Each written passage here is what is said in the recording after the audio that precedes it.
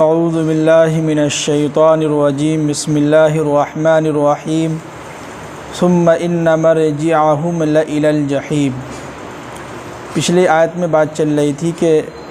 جہنم کے اندر جتنے بھی لوگ ہوں گے جہنمی، جب ان کو پیاس لگے گی تو اللہ تعالیٰ ان کو کھولتا ہوا پانی اور اس کے ساتھ پیپ وغیرہ ملا کے دیا جائے گا اس کو، اور پھر جب یہ لوگ کھا پی کے چاہیں گے کہ جہنم سے باہر نکلیں تو اللہ تعالیٰ ان کو جہنم کے اندر ہی دوبارہ ڈھکیل دیں گے۔ اب آگے کہہ رہے ہیں کہ انہم بے شک الفوا آباءہم ضالین، ان کے باپ دادا بھی گمراہ تھے پہلے، یعنی کہ ان کے خاندان میں جتنے بھی باپ دادا تھے سب کے سب پہلے سے گمراہ تھے، غلط راستے پر تھے۔ اور فہم علی آثارہم یہرعون، تو جس کی وجہ سے یہ سارے لوگ ان کے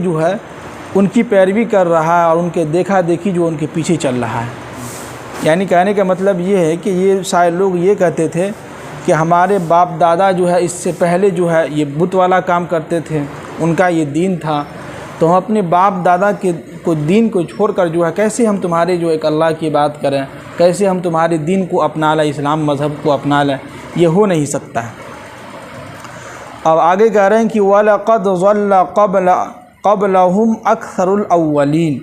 اور ان سے پہلے جتنے بھی لوگ تھے ان میں سے اکثر لوگ سب کے سب گمراہی پر تھے۔ اب آگے فرما رہے ہیں کہ وَلَقَدْ أَرْسَلْنَا فِيهِمْ مُنذِرِينَ، اور یقیناً کہ ہم نے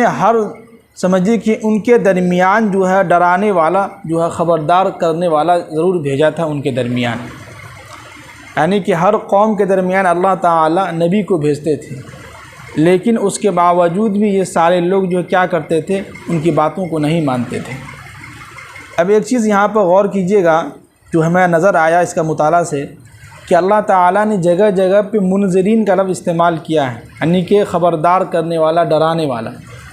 تو اس سے یہ پتہ چلتا ہے کہ قرآن ہمیں سب سے زیادہ حکم دے رہا ہے وہ یہ کہ ہم لوگوں کو اللہ کی طرف بلائیں اور لوگوں کے سامنے ایک دعوت والا پیغام دیں، جس کو آج کی شکل میں جماعت کی شکل میں کہتے ہیں،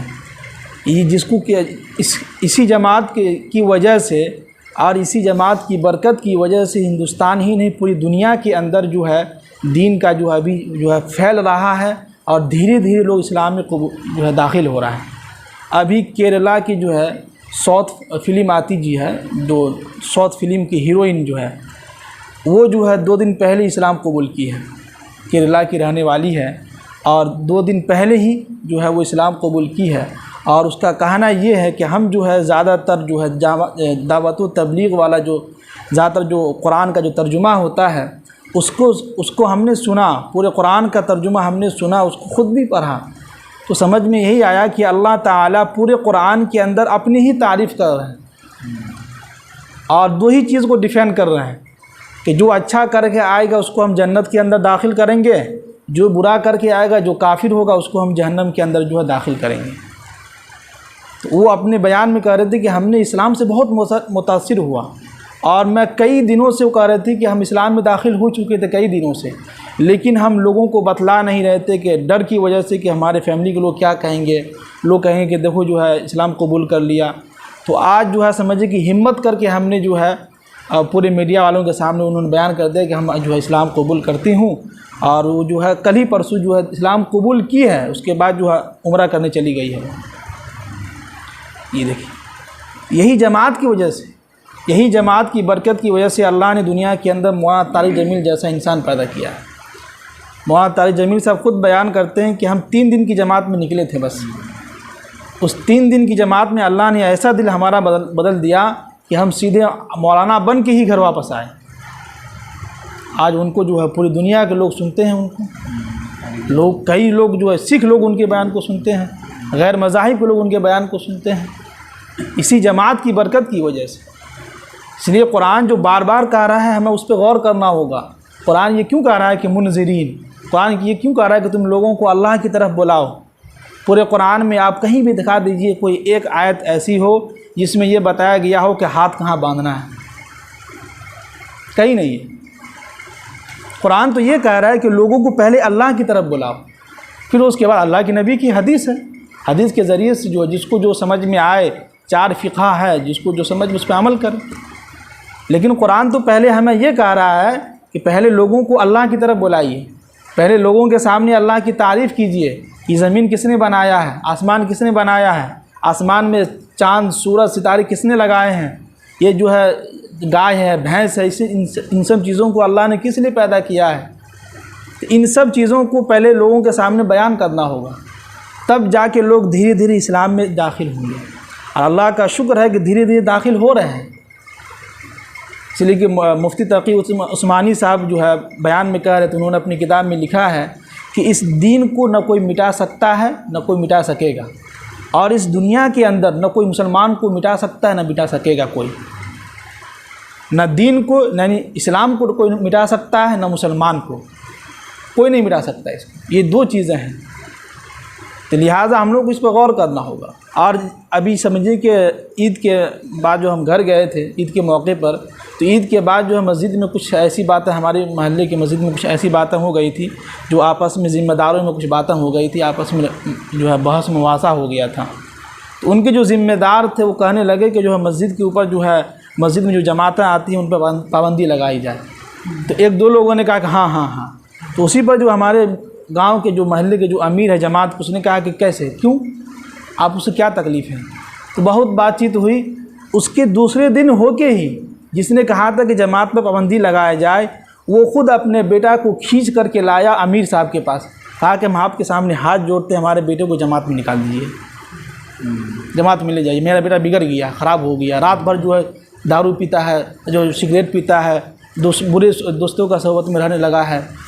سمجھیے کہ خراب ہو گیا، ہماری بات نہیں مان رہا ہے۔ دیکھیے، جو کل کہتا تھا مسجد کے اندر غصے میں آ کر رہا تھا کہ جماعت کا کام بند کیا جائے، جماعت نہیں آئے گی مسجد میں، وہی صبح ہو کے بندہ معافی مانگا بھی، ہاتھ جوڑ کے کہا کہ میرے بیٹے کو اللہ کے واسطے جماعت میں نکال دیجیے۔ اسی دن رات میں جو ہے 3 دن کی جماعت بنی ہے، گئی ہے جماعت، جب گئی ہے تو 40 دن کی جماعت لگا کے آیا ہے بندہ۔ تو یہ ایسا کام ہے، اس کو دنیا والا کوئی نہیں بند کر سکتا ہے، اور اسی کام کی وجہ سے دنیا کے اندر دین پھیلا ہے۔ اب دیکھیں نا اللہ کے نبی کے واقعات، حیات الصحابہ کتاب مطالعہ کیجئے، ابھی اب اسی کا مطالعہ کر رہے ہیں، حیات الصحابہ کا ہمارا روزانہ کا جو ہے 10-20 صفحہ مطالعہ کرتے ہیں۔ پورے حیات الصحابہ میں تمام جو جتنے بھی واقعات بیان کیے ہیں حدیثیں، سب میں یہی ملتا ہے کہ اللہ کے نبی نے جگہ جگہ صحابہ کو امیر بنا کے جماعت کے ساتھ بھیجا گیا ہے۔ جی 3 جلد میرے پاس ہیں۔ اب کیا کیجیے، یا تو اب اس حدیث کو مٹا دیجیے، کیا کیجیے، یہی نہیں ملے گا۔ تو بھائی جماعت کا کام بہت اہم ہے، اس لیے قرآن بار بار کہتا ہے کہ وَلَقَدْ أَرْسَلْنَا فِيهِمْ مُنذِرِينَ ادْعُ إِلَىٰ سَبِيلِ رَبِّكَ بِالْحِكْمَةِ۔ پہلے آپ لوگوں کو اللہ کی طرف بلائیے، اس کے بعد اس کو دین سکھائیے۔ یہی ہوتا تھا نا کہ پہلے اللہ کے نبی کے زمانے میں صحابہ جو ہے ایمان لاتے تھے، ایمان لانے کے بعد ان کو جماعتیں بھیج دیتے تھے کہ جاؤ فلاں بستی میں جاؤ، فلاں جگہ جاؤ، یا یہیں پہ رہو، دین سیکھو۔ تب وہ جو ہے جب اللہ کے نبی کے صحبت میں رہتے تھے تو نماز بھی سیکھ لیا، روزہ بھی سیکھ لیا، زکوٰۃ بھی سیکھ لیا، سب چیز سیکھ لیا، اخلاق بھی سیکھ لیا۔ تو پہلے ایمان لانا ہوگا، پہلے لوگوں کو اللہ کی طرف بلانا ہوگا۔ اگر پہلے ہی ان کو جو ہے مسئلے مسائل کی الجھن میں اور فرقہ میں بانٹ دیں گے تو وہ انسان کبھی بھی جو اسلام میں داخل نہیں ہوگا۔ جی اس لیے قرآن یہاں پر کہہ رہا ہے کہ وَلَقَدْ أَرْسَلْنَا فِيهِمْ مُنذِرِينَ، ہم نے ہر قوم میں ان کے درمیان بھی ایک ڈرانے والا بھیجا تھا، لیکن ان لوگوں نے بات نہیں مانا تھا۔ اب آگے کہہ رہے ہیں کہ فَانظُرْ، تو دیکھو کیف کان عاقبۃ المنذرین، ہم نے ان لوگوں کے ساتھ کیسا انجام کیا جو لوگ جو ہے ڈرے نہیں، یعنی ان کے درمیان ڈرانے والا آیا تھا، اس کے باوجود بھی یہ سارے لوگ جو ہے نہیں مانے تھے، تو ہم نے ان کا اتنا برا انجام کیا کہ سب کو ہلاک و برباد کر دیا۔ جی اب آگے کہہ رہے ہیں کہ اللہ، مگر یہ کہ عباد اللہ المخلصین، جو میرا بندہ ہوگا، مخلص بندہ ہوگا، اس کو ہم جہنم کے اندر داخل نہیں کریں گے، بلکہ اس کو ہم جنت میں داخل کریں گے۔ سمجھ رہے ہیں؟ تو اتنے سارے آیت میں سمجھیے کہ ہمیں بہت ہی اہم اس کا مطالعہ آج ہم نے کیا، تو کہ اسی کام کی وجہ سے آج دنیا کے اندر جو ہے بہت سارے ایسے ہیں جو ہے غلط راستے کی طرف تھے، وہ سیدھے راستے کی طرف آ گئے۔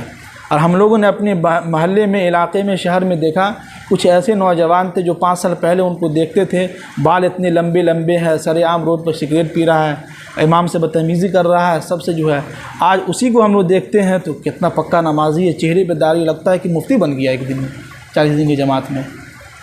بتائیے، ایک 40 دن 4 مہینے کے وقت لگایا ہوا ساتھی، ان کا چہرہ دیکھے لگے گا مولانا ہے۔ ایک جو 18 سال لگائے ہیں، کچھ بات سب کی بات نہیں کر رہا، اکثر مولانا کی بات کر رہے ہیں، 18-20 سال لگانے کے باوجود بھی ان کے چہرے پہ داڑھی آپ کو نظر نہیں آئے گی، کاٹے ہوئے رہیں گے۔ کہیں گے کہ ہم مولانا ہیں، مفتی ہیں، قاری ہیں، اور چہرے پہ جو ہے کچھ بھی نہیں۔ وہیں پہ ایک انسان ہے، نوجوان ہے، 40 دن جماعت میں وقت لگایا، ان کا چہرہ دیکھیں گے تو لگے کہ واقعی میں مولانا بن گیا۔ تو یہ ہے فرق۔ اور یہ جو ہمیں بھی جو ہے، ہم جو پہلے تقریر کرتے تھے تو ہماری تقریر پہلی اتنی جو ہے زوردار ہوتی تھی، اتنا چیخ چیخ کے تقریر کرتے تھے تو لوگوں کو سمجھ میں نہیں آتا تھا۔ بس ہم 3 دن جماعت میں وقت لگائے ہیں، بس 3 دن ہمارا وقت لگا ہے جماعت میں، اللہ نے ایسا دل پھیر دیا ہے۔ اور جو عمل پہ آج ہم سنتوں پہ یا چھوٹی موٹی چیزوں پہ جو عمل کر رہے ہیں، اسی 3 دن کی جماعت کی برکت کی وجہ سے ہے۔ اور یہ بیان میں تھوڑی سی نرمی آ گئی ہے۔ تو پہلے ہم جو بیان کرتے تھے تو بہت چیختے چلاتے تھے، بہت آواز سخت ہوتی تھی، لوگ کہتے تھے یار کتنا چلاتا ہے، میں کو پھاڑ دے گا۔ لیکن آج اللہ کا شکر ہے کہ 3 دن کی برکت کی وجہ سے اللہ نے جو ہے دل کو پھیر دیا۔ تو لہٰذا ہم لوگ بھی کوشش کریں اپنی زندگی کے اندر جہاں وقت ملے، کبھی بھی وقت ملے، وقت ضرور لگائیے، انشاءاللہ اللہ تعالیٰ آپ کے دلوں کو پھیر دیں گے۔ اللہ تعالیٰ ہم سب کو عمل کرنے کی توفیق نصیب فرمائے، آمین۔ سبحان اللہ بحمدہ، سبحانک اللہم وبحمدک، ونشہد ان لا الہ الا انت ونستغفرک، سبحان ربک رب العزۃ، الحمد للہ رب العالمین۔